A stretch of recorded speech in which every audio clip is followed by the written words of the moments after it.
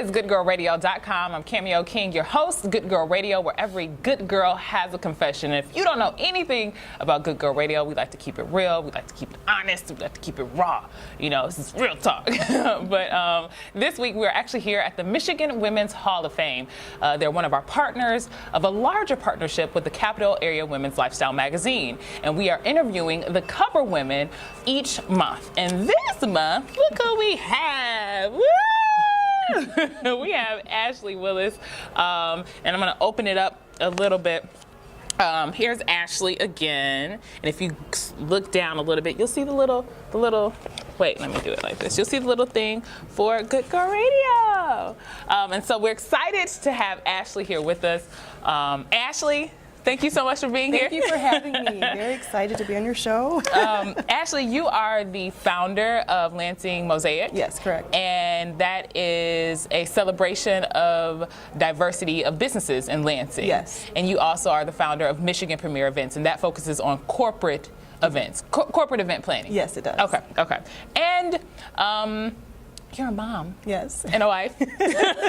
So much. I feel sometimes when I say that, I'm hesitant because I'm like, do you only say this with women? Mm-hmm. You know, say you're a mom, you're a wife. But anyway, we'll get into that later. But I don't even remember how we met. I feel like we both do a lot of networking. So possibly networking, and then we just kept seeing each other, and we're like, okay, I know her.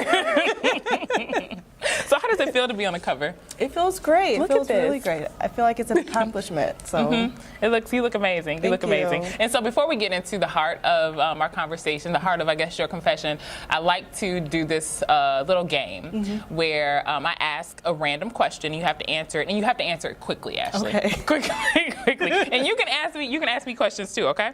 Okay. First question. What song do you have completely memorized? Believer by Imagine Dragons. Well, I don't even know what that is. Okay. Can you sing it for us? I'm not a good singer, but it's Believer. And I only know this because my kids absolutely love the song. So on the way to school, we're always playing it, they're always singing it, so it's just in my mind all the time. And I just started singing, I'm like, okay, I know the words now. So randomly in a meeting, you just start singing. Okay. Yeah. Okay. What was the last show you binged watched? Oh gosh, there's a couple. Most of them are kids shows. Okay. But this is kind of weird. It's on the History Channel. I never ever thought I would be watching the History Channel, but with stuff that's going on today, I want to know more about history and how America was made. So, how America was built. Okay. I binge watched the whole series. I know that's kind of sounds kind of boring, but okay. Okay, maybe I'll check it out. Maybe it's not boring. I don't know if I'm a history buff, but I do like. It's really interesting because in today there's so much going on that you just kind of want to know more about the political side of how the U.S. was, and it really gets in depth about it. So I never ever thought I would be watching the History Channel. Okay. So I'm going to ask you one more question. What's the one question you would ask Oprah? Oh, you can act like I'm Oprah. It's like, no. She's actually on my vision board. Oh, see? So what's the one question? There's a lot of questions I would ask her, but what really motivated her to really be successful? I think there's always one motivation that really makes you successful, and I want to know what that is. Maybe Ashlee will find out. Hopefully. Maybe Ashlee will find out. Okay, so now you have the opportunity to ask me 1, 2, 3, or stop at 3 questions, however many you want to, and I have to answer them quickly and truthfully and honestly. Okay. Don't hit me too hard. Who's your favorite actress? Oh, who's my actress? Yes. Right now, I'm going to say Lupita. Okay. Nyong'o. I love her. I love the spirit she brings. I love, it seems like her variety. Yes. So yeah, that's who I'm going to go with today. What's the last movie you've seen at the movie theaters? Black Panther. Me too. Black Panther. That was the last one I saw. I actually seen that one twice. So. I did too. Who's your favorite fashion designer? Oh, I find myself buying a lot of Rachel Roy. Okay. I pick it up and I just look at the tag. I said, oh, this has been pretty consistent. I just bought a bathing suit and I think I have a dress by her. And so I'm like, I don't know if she's my favorite, but she's been the one that I think I'm attracted to naturally. Yeah. And then one more. What made you start Good Girl Radio? Okay. What made me start Good Girl Radio? So it actually started because I had a lot of very honest conversations, raw conversations with my friends. And I found that there was a lot of growth in those, where my friends can tell me about myself, but I have to be okay with it. I have to be okay to tell you, in a sense, my secrets, my confessions, but it's just an environment for growth. It's an environment for healing. It's an environment where you can also feel supported, because you have to admit where you are before you're really able to get to the next level. And so I wanted to share that with the world. I really did. That's part of it. The other part is, I think at one point I really thought I was a good girl, and I felt like God was like, no, Cameo, sit your tail down. And so it became like this process of, me realizing that I am a flaw, that like I have issues. And so it's and I realized it was growth in that. So so that's why I started Good Girl Radio. Awesome. So we're going to get into it. Okay. And so we talked on the phone briefly, and I see a lot of pictures of you and your kids, and I even think in your in the magazine, it's a picture of your entire family. And so I imagine, your family is near and dear to your heart. They are. Has that been a challenge with the combination of running, founding, pushing two businesses? I would say it has, especially in the beginning, because when you start a business, it's very hard because you want to grow your network, you want to get more people to see about your company. So I think the first part was very hard, but I had to teach myself how to balance both. My main focus was my children, my family, and so I primarily focused on them. And I learned how to basically, when I have my mommy time, I can focus on my business. So eventually that happened. And then as my kids got older, more independent, and going to school, I was able to focus more on my company, grow my company. And so it's a challenge of balancing and figuring out how do you plan your business, with your family. And so the other question I have that may unpack that a little bit is, what is the truth about being a business owner and a mother? I'm not a mother, but I know stories of mothers, and I know when I have maybe someone's kid, my nieces, my nephews, I'm done with y'all after an hour or two. So what is the truth about that? Like, some things that people may see and they think it's this, but it's really not that. Well, you really have to sit down. Well, I had to sit down. I really had to think about, motherhood, business. How do they both relate? And it made me realize that being a mother helps me be a successful entrepreneur. Because as a mother, you have to, you start out being a mom, especially a stay-at-home mom, you want to have a network of other moms, because if not, you kind of feel like you're alone. As an entrepreneur, you have to find your network of people to help your business grow. So there's a lot of similarities that are involved with motherhood and an entrepreneur. If you had the chance, would you do it all over again? Oh yeah, I would. Okay. I'm just making sure, because when I hear the balance, I'm like, no, y'all come later. Businesses come later. So I believe that there is judgment, that there is guilt, there is shame that comes with being a mother and an entrepreneur. If you're not this type of mother, then you're not a good mother. And I can only imagine in those mommy circles, because I've heard the stories that if you don't do this way, then you're a bad mom. Oh yeah. Unpack that a little bit for those who may be in a position like you. Yeah, there could be judgment, and the thing is you have to really know the person before you judge the person. So really, have those conversations with that mom. You can't really judge the mom because you really don't know, is the mom working while she's with her kids? She might not be. She might be working when her kids are asleep. She might be having mommy time. Her husband might be there to watch the kids, and then she goes out, her mommy time is working on her business. You really can't judge the mom thinking, she's not really focusing on her kids, she's focusing on her business. You really don't know that. A lot of times I have a great circle of moms who are business owners. They bring their kids with them because their kids are enjoying seeing that whole entrepreneurial journey because they're involved with that. Did you experience any judgment, or are you experiencing any judgment? I did a little bit. It wasn't really harsh judgment, but it was always, moms that would be like, oh, how can you do that? I can't do that. That seems like a lot of work. Are you putting your family, first? And really, it was like, I am putting my family first. My family always comes first. It's just me and my husband working as a team, figuring out, okay, when can my wife work on her business? What are the great timings for that? It's all about communication, and it's all about teamwork within your family. I also have my in-laws and my mom and dad. They do a great job. You know, if I have a meeting that I really have to go to, they're there helping me, watching the kids. It's all about that support system. And a lot of people don't really look into that. They just kind of see the out picture. Oh, she's working and then she has her kids. But you don't know the full story of how she's able to be with her kids and able to work. Mm-hmm. Have you ever been in a position where you've taken someone's judgment home and it's really affected you? Oh yeah, I mean, as an entrepreneur as well, you go through things, and sometimes, or just in life, you take stuff home with you and you think about those things, they're in the back of your mind, but you have to sit down and you have to realize, what do I have? What do they don't see that you have? And you have to make yourself think, you know, they don't see what I have, so why am I taking those judgments, taking them home with me? Mm-hmm. They don't realize the success that I'm going through, the harsh that I'm going through that's equally out to be successful. They don't see that my kids are actually watching what it's like to be an entrepreneur. They don't have to be a doctor, a lawyer, which is what I explained in the magazine. They get to be what they want to be. And they actually get to see what an entrepreneur is. Mm-hmm, mm-hmm. Is there a story for you, an experience for you that really drives this point home when you talk about, you know, when you talk about the judgment, even when you feel potentially the guilt, because mm-hmm. guilt comes from another place. Mm-hmm. Guilt seems like, yep, I did it, or yep, that's me, and someone else talks about it, or they bring it up. Mm-hmm. Is there an experience you had that really brings that to the surface?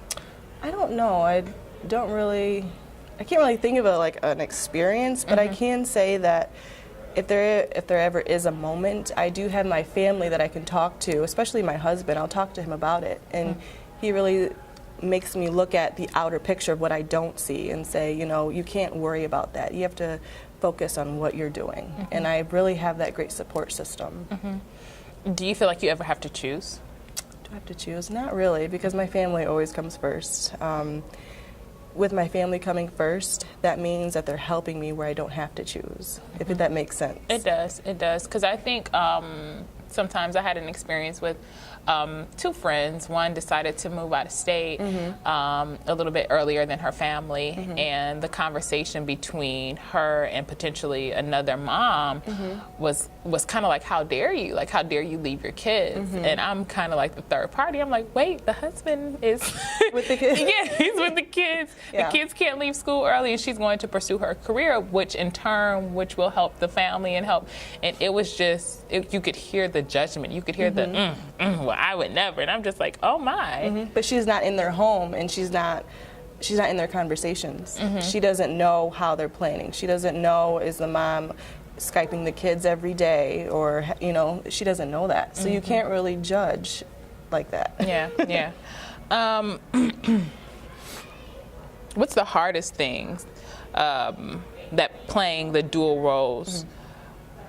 Yeah. So what is the hardest thing that you've had to do when playing the role of, and I say dual, but it's more than that, you mm-hmm. know, it's you, mm-hmm. it's a mother, it's a wife, mm-hmm. it's a business owner, it's a daughter, mm-hmm. you know, it's all these things. What's the hardest thing when you have to, when all those things and say, I need you, Ashlee, like, what, explain that to me. Yeah, like I count that every day, basically. I mean, I'm on phones with clients sometimes, and my kids are in the background saying, "Mommy, gotta go potty," and I have to tell my client, "I'm so sorry, but you understand my situation." Mm-hmm. It's just things like that, and what I tell my clients is, you know, this is real. I'm a business owner. I'm a mom. You know, so they're going to understand that. So when there's the time where I have a meeting, and sometimes maybe I'll bring my kids and it's okay. Mm-hmm. You know, they understand that. But it's really about just me and my husband working together as a team and balancing it out together. Have you gotten any pushback? Because I think I was one of those. And don't come at me, Ashlee. I think I was potentially one of those mm-hmm. people. This was a while ago, mm-hmm. but when someone would bring their kids mm-hmm. to a meeting, and in my mind, I'm like, this isn't the place. Yeah. This isn't the place. Because from my perspective, it's like it's a interruption. It is. Because you can't focus and we can't get the work done. I've changed my stance because I get it, and I'm more so a holistic approach. And I entertain the kids or say, no, come here, or make sure we have a section or something for the kids to do. But how did that work for you? Because I'm sure you encountered a past cameo in one of your... It's not like a certain meeting. It's all about the meeting type. So if the meeting is something where like we're all chatting, and it's going to be like a loud meeting, and it's not something that's like hard focused. I mean, I tell them, it's okay for me to bring my kids. Oh, sure, and I have them do something, but I don't bring them to any type of meeting that I know that's going to be of an interruption, if you kind of know what I mean. So I never really encountered anyone like saying, oh, that's a disruption, because I always plan ahead of the game and know what type of meeting it's going to be. So just for the record, I've never said to a mother, your kids are a disruption. But it's kind of funny too, because people are always like on social media, oh, they're posting pictures of their kids all the time, and but then they have kids, and what are they doing? The exact same thing. I'll probably be the main offender. Every day, pictures of Cameo Jr. Yeah, so it's kind of like the same thing. So. Okay. Did you learn something about yourself, or are you learning something about yourself playing these different roles? Yeah, it's really, and to be honest, it's creating me to be a very successful business owner, because learning how to manage everything, and whether, for example, teaching your kids how to potty train, you have to be you have to work hard at it. When you're an entrepreneur, you have to work hard at your business. Everybody else can't do it, you have to do it. So there's basically similarities as being a mother to helping you be a successful entrepreneur. So I'm putting those all together, really looking at the big picture, and I'm like, wow, all of these items are really helping me to be successful as an entrepreneur, even though my journey might be slower than others because I have kids, I'm a wife, but it's really helping me to be strong in that area. Never in my wildest dreams would I think someone would relate potty training to owning a business. But the stories I hear is like you have to be so consistent. You have to be. And then it's one day it's like we had no conversation about potty training. Well, today you are. So yeah. And what is one thing that you believe to be true, but after these experiences that you realized wasn't true? At first when I started out being a mom and, having a business, I didn't think I would be successful. I really didn't. I thought things would be super slow. I would probably, when the kids go in school, I would just go off and get another job, and then my businesses would just fade. That's, to be honest, I really thought that, but. That's your mindset you had going into it? Yeah, that's the mindset that I had. But then realizing, the support that I had, it's because of the support. It made me to be stronger, not think that way, and to continue on. And each year, it kept growing. Wow, that's amazing. It surprised me too when you you expected defeat going in, but it changed because you had a great support system, and it sounds like that is the key, because that's what I'm hearing consistently as I'm talking to you, like whether it's your family, a husband, a great community of moms that understand, or other business owners that understand, that can help you.